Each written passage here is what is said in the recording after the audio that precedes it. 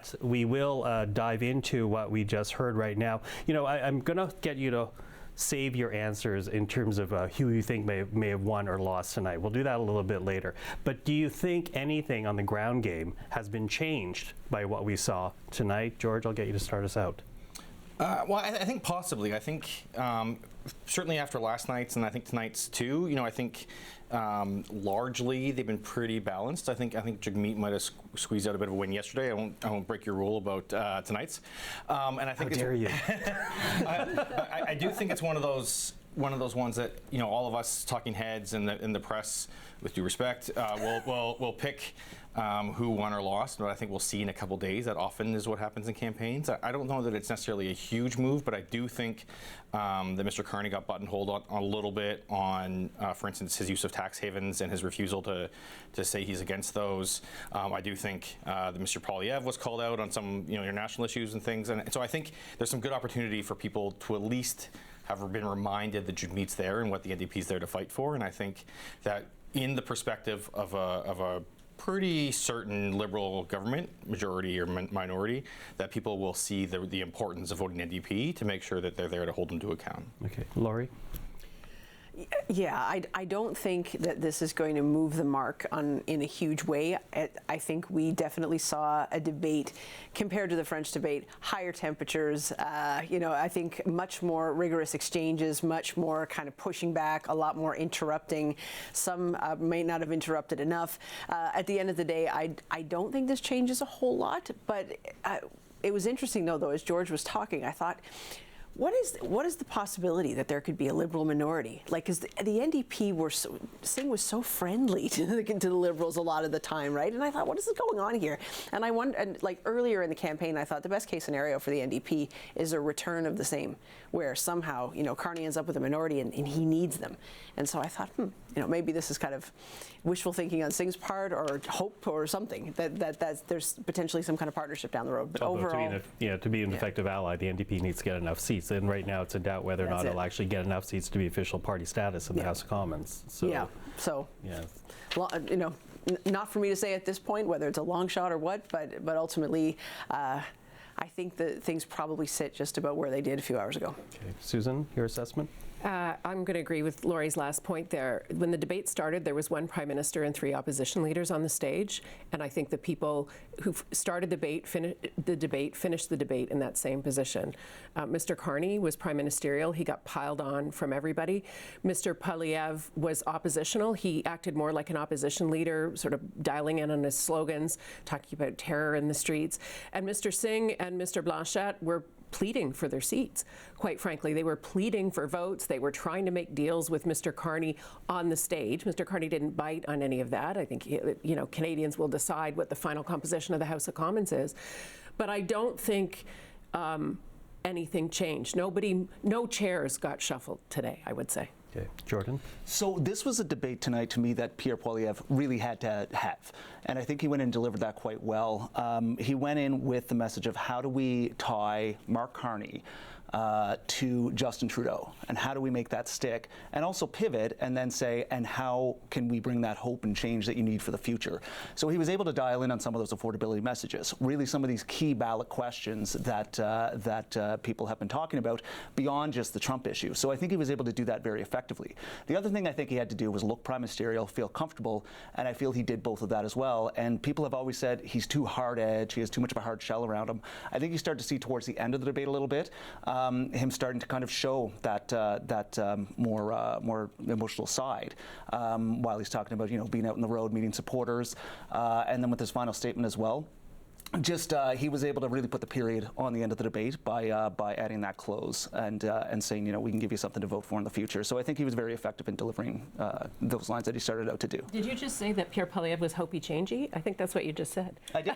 Yeah, I very much did. No, I think Mr. Carney very clearly, he said it twice actually, and he said it last night too. Mr. Poilievre would like Mr. Carney to be Mr. Trudeau. He's not. And he demonstrated very clearly, and he made the point in the debate, that in his first month as Prime Minister, in his first week as Prime Minister, he cut the carbon tax, he rescinded the capital gains tax, he did a deal with Australia for radar over our north, he opened up better trade conversations with France and with England, and he's going to stand up to Mr. Trump. That's what a prime minister does, and he moved very quickly. And then he proceeded to spend the rest of the debate laying out the plans that he would do. The one thing, one of the statements I thought that was excellent, and that's when people tune in, is the question right at the beginning. Steve Paquet asked a question about the economy and Trump right at the beginning. And I feel like Mark Carney had one of those new, what do they call it? Not the Sam bat, but the torpedo bat. He nailed it. He hit a home run on the answer and very clearly demonstrated that he has the depth, the grasp, and the experience that Canadians need to manage the economy. Okay, although the names of the pipelines right. That's one thing. He did mix up TMX with Keystone XL. But, you know, I do want to pull a clip here because, you know, you're saying that Mr. Carney met that moment in terms of being tied to the former Prime Minister Trudeau. Although, listen to a bit of that exchange, because I'm not entirely certain that he made the argument as well as you made the argument, Susan. Take a listen to what happened. This is clip 8 with Mr. Carney and Pierre Poilievre. And what is at stake here? You were the economic advisor to Justin Trudeau that gave us the worst inflation that we have had in a generation, because the policies that you implemented and those of the MPs that are still in your ministry. To the fellow Canadians, crisis which the last 10 years has been about the Liberals. The next 10 years should be about you. Okay, you know what throws me a little bit off that is that we knew that was a potential question to be asked here, right? Because Mr. Poilievre has been doing this on the road. He did it as much last night in the French language debate. Are you surprised, George, that there was not a more well-prepared answer, or at least forceful answer from Mr. Carney on that when pushed on it by the Conservative leader? Oh, for sure, for all the reasons you just said, plus we also saw that happen in the States, right? When the question is, what makes you different than President Biden, Kamala Harris flubbed that one, and a lot of people see that as a turning point, and so the Liberals should have seen that coming. I think the other thing, Susan was talking about, Mr. Carney's preparedness on the economy and his answers around the economy. Fair enough, he's an economist. No one takes away those bona fides. But we saw him on another news show a little while ago, admitting that he wanted to cut to balance the budget in 3 years, which means $43 billion in cuts. And he specifically outlined healthcare, social transfers. He specifically said that. Today, he talked about bringing the transfers down to 2%, which right now healthcare is at 5% itself, so that's another cut that he's announcing. And so Mr. Carney, well, kind of coming out here as the economist, and again, wants to call himself responsible, but those quote-unquote responsible economic decisions mean massive cuts to the programs that Canadians are getting used to. Laurie, what do you make, and we'll get to that a bit more, but with my original question, Laurie, in terms of how well Mr. Carney was able to push back against the Trudeau affiliation that Mr. Poilievre was trying to give on to him? I mean, I think he had a couple of moments in the debate where he said very clearly, he had a bit of a one-liner moment where he says, I'm not Trudeau, Trudeau's not here, you're trying to run against Trudeau, Trudeau's not here. Okay, but I think still there were moments where Poilievre was really able to push a sense of continuity. I think there were times where Poilievre was able to really kind of draw some lines between the previous government, or the Trudeau government, and the Carney government. And I think the more Carney said that he's only been here for a month, I think he meant that as a good thing, and I think in some lights it is, right? In the beginning, he had 9 days as Prime Minister, and he said, here are all the things I've done. And I think when he was using in that moment, it was quite effective. And now, he runs the risk when he says that of looking like the tail end of a previous government, and I don't know that point works for him. Mm-hmm. Mm-hmm. Jordan? Yeah, no, absolutely, and that was exactly the goal of Poilievre going into it. He was able to get some of those lines to stick, especially about, and there'll be some good clips coming out after this saying, Justin Trudeau's top staff is literally backstage right now prepping you for the debate, writing your debate binder, and he was Justin Trudeau's top economic advisor. Pierre was able to make that comment numerous times over. So I think you'll probably see some of this chopped up into some ads going into the long weekend and continuing into next week, because this was one of the goals for sure. Connect them with the past. Nothing's different, and then make that pivot to the hope and change message that we talked about. Hope be changey. I think Mr. Carney very clearly said, I write my own talking points. He actually said it with humor. He found it kind of entertaining that Mr. Poilievre would suggest that. Look, I think Pierre Poilievre, to your point, Pierre Poilievre's performance tonight was entirely predictable. He reverted to slogans. He reverted to Canada is broken. The five of us in here probably could have cobbled together, based on the rallies he's had across the country, what he was going to say. That's not what Canadians needed to hear tonight. They needed to hear somebody prime ministerial who was not angry, who was not going to instill fear in their hearts, but was going to provide solid options for leading the country forward in a calm, competent way. We don't need an angry, hot-headed, slogan-y prime minister to deal with an angry, hot-headed, slogan-y president. We need a responsible, experienced adult in the room to be able to negotiate and navigate for this country for the next 4 years that we've got to deal with Donald Trump and the Americans. I wonder about that, though, because you're saying what we've heard time and again from the Liberal campaign, that this moment is about leadership. This moment is the existential threat that exists through Donald Trump, which, I think Canadians were very clearly aware of at the start of this campaign, and as short as it's been, because, Donald Trump has not said much about Canada in the last week, it has quickly shifted. I want to play a clip here. This is Jagmeet Singh speaking earlier on. This was earlier in the debate, and for our control room, this is clip number 2. Take a listen to what he had to say, the concern he was raising in the midst of this debate. We can do things about this. Other countries have taken concrete steps. We can put in a price cap on food essentials. France has done it, Greece has done it to great success. It's brought down the cost of food significantly in both those jurisdictions. So basically, he's talking about controlling the prices of grocery necessities, and less about grocery necessities, but affordability. Up until Donald Trump was sworn in and talked about manifest destiny the day after his inauguration and all the tariffs, that's when it shifted. But before that, it was still very much an affordability discussion. And despite Donald Trump, affordability arguably has been the secondary background issue. So is there a chance that affordability sneaks it through? And in terms of Mr. Singh's, I'm going to leave you last on this one, George. But in terms of Mr. Singh's argument being made that there is a place for affordability, and in his words, to paraphrase, a progressive angle on that, is that something that might catch Canadians in the last few days, or at the very least switch the seats and perhaps bring it down to a Liberal minority as opposed to a Liberal majority, Laurie?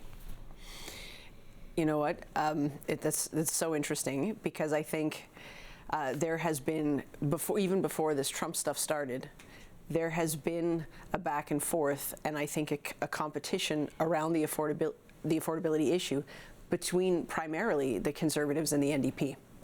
And so I think both Singh and Poilievre want to bring the conversation back around to issues like affordability, the housing crisis, the cost of groceries, the cost of gas, and how things feel for people. I think that you heard Singh and Poilievre speak more to those issues. You could hear more from them around what is life like for you, kind of thing. And so is that going to change anything right now? I don't know, right? Like, I don't know necessarily that that there's going to be a shift to those sorts of questions being key on people's minds. I think Carney's point for the evening was to try to push that economic uncertainty as being the ballot question, the key question, and also one that wraps around all of those other issues. It's affordability. The affordability crisis is connected to the issue of the tariffs, the trade war, the uncertainty with the U.S. It's all the same issue, and so I think it comes down to who people trust to solve it. Jordan? Yeah, but I think to the Conservatives' point is that the affordability issue started before the Donald Trump issue of the tariffs, sure. And I mean, the Liberals very, very much want the last week of this campaign to be about the threat of Donald Trump, but it's very clearly recently, and we see the NDP talking about it, Conservatives talking about it the whole campaign, have really been trying to own this message. I mean, Pierre Poilievre was talking about inflation before Mark Carney even said that it would come into fruition over the last few years. So he's been owning these issues. Some of these issues around cost of living, housing, those used to be, as I think you just mentioned in the preamble, issues that only progressives and people on the left talked about and owned. But Conservatives have found a way to really take it back and make the issue theirs. And I think that's why we're seeing so many younger people coming back towards the Conservative Party, as the polls are showing. Okay, Susan, you wanted in. I heard Mr. Carney talk about, for example, his housing strategy and how it was going to build, Laurie, to your point, build the economy, but also that his housing strategy was about building deeply affordable homes. I didn't hear those words come out of Pierre Poilievre's mouth. The young people I speak to are definitely concerned about affordability. They're concerned about the economy, but they've been talking to their parents as well. And the ones that I've been talking to have said, my parents Mark Carney helped my parents in 2008, helped the country in 2008. I trust him as the guy that can help us through this crisis. I've said it before on this program before. I would much rather have a career economist navigating us through the crisis that we're in and the direction we need to go in the country than a career politician who spent the last 20 years practicing slogans and trying to learn how to run an economy. George? Well, yeah, but I mean, go back to that clip of Carney and Poilievre together. I mean, those aren't people that are inspiring any kind of real sense of leadership. I mean, I've been here before and said, yes, Carney looks like a prime minister, but in this debate, either against Mr. Singh or Mr. Poilievre, he didn't look like a prime minister. He looked like kind of a professor trying to move forward and can I finish, and not really being able to command the stage at all. And I think that's something he's going to struggle with. On the affordability issue, yeah, the Conservatives have tried to find a way to do it, but again, they're trying to stoke that anger that the youth have and stoke that frustration that exists because you can't get into housing, things are getting more expensive. All of that is true, but rather than trying to find solutions like using the government to say, massive grocery chains can no longer let prices skyrocket while their profits go through the roof. Instead of using solutions like that, the Conservatives are doing things like stoking that anger and really relying on those young people to come to their massive rallies and say, yes, we should all be angry together. And I don't think that's a way to build a country either. I just want to say that some professors are very solution-oriented. Apologies. Yeah. Way to go, George. Yeah. Way to go, George. She has to stay for at least another half hour. Come on. Hey,